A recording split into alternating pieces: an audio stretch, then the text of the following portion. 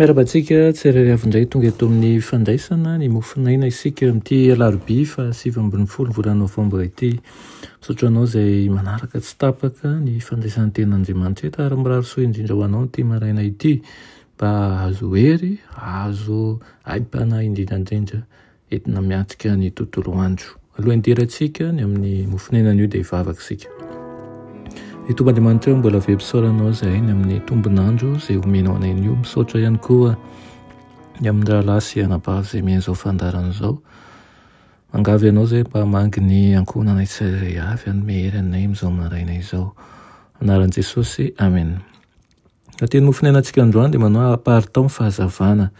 Iray amin'ny Asa Apôstôly 7:7-20 manao hoe: fa raha nandeha aho ka nandinika izay zavatra ivavahanareo dia nahita alitara anankiray misy an'izao soratra izao: ho an'izay Andriamanitra tsy fantatra.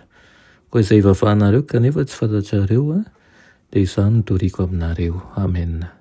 Ampianaran'i Jesosy an'ireo mpanaradia azy fampitrosa amin'ny jiosy sy amin'ny grika izy ireo ka nataon'izay hatakarany fa ny fanavakavaha-mpihodirana, fanavakavahana eo anivon'ny saranga ihany koa, ary ireo tsipika ho fampisarahana napetraky ny olombelona dia tena tsy nankasitrahany lanitra ary tsy tokony hisy fiantraikany eo amin'ny fampielezana ihany koa ny firazantsara.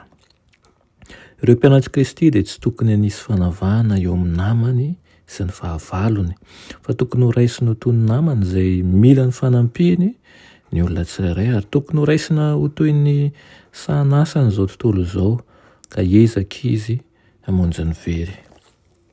Samy nomeny Jesosy ny anjara asa ny lehilahy sy ny vehivavy ary nesorina avy tao amin'ny faribolana hety izay nosoritany fitiavan-tenany izy ireo. Tsy mamaritra fetra ho amin'ny zotom-po eo amin'ny asa fitoriana izy fa tena mampirisika kosa ny mpanaradia azy mba hanitatra ny asany hatrany amin'ny faritra azo lazaina hoe lavitry ny eto tany aza. Ny sahan'asa dia ahitana vondron'olona lehibe ao anatin'ny fahamaizan'ny fahadisoana izay feno faniriana lalina ary koa mivavaka amin'ilay iray izay tsy fantany akory.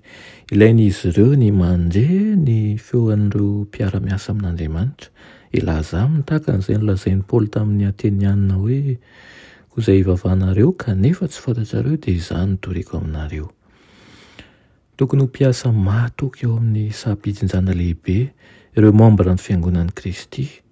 Tokony hiasa mafy ary tokony hivavaka ampahamatorana isika mba hivoatra mandrakariva ary hampihely fahazavana eo anivon'ny fahamaizinana ara-pitondran-tena eto amin'izao tontolo izao satria moa ve tsy mandefa taratsara-panahy amin'izy ireo nanjerin'ny lanitra.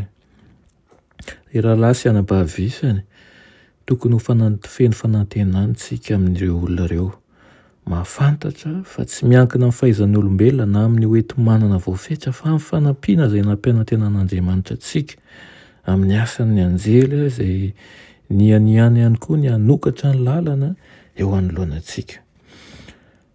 Hanavatsava ny lalana eo anoloantsika ny anjelin'ny lanitra, hanomana ny fo amin'ny hafatra ny filazantsara ihany koa izy ireo ary hanaraka ny mpiasa tsirairay ny herinam-panantenana. Ary ny hoy ny ten'Andriamanitra manao hoe: ny voninahitry Jehova no vody lalanao. Ireny izany ho tanteraka eo amin'ny fanaontsika, eo amin'ny fiainantsika mba ho mpanompo vodim-pinoana isika, hanana ny fikirizana rehetra sy ny fanetretena lalina entina mpandrosoana ny asan'Andriamanitra. Ny tenen'io ny nosika anao hatrany mba hanaparitaka ny fahazavana eo amin'ny tontolo rehetra misy anao. Amen. Ny Tomban'Andriamanitra mbola misaotra anao izay ny amin'izany tenao izany. Ampiasao ny tsirairay avy aminay rehetra izao aza avela petrapetra-potsiny. Naiza misy anay dia manana didy tokoa izay ilaza ny fahamarinanao amin'ny hafa, ampitiavana ary ihany koa ny ahafahanay mandeha koa mampitombo ny finoanay miaraka aminao. Anaran'i Jesosy, amen.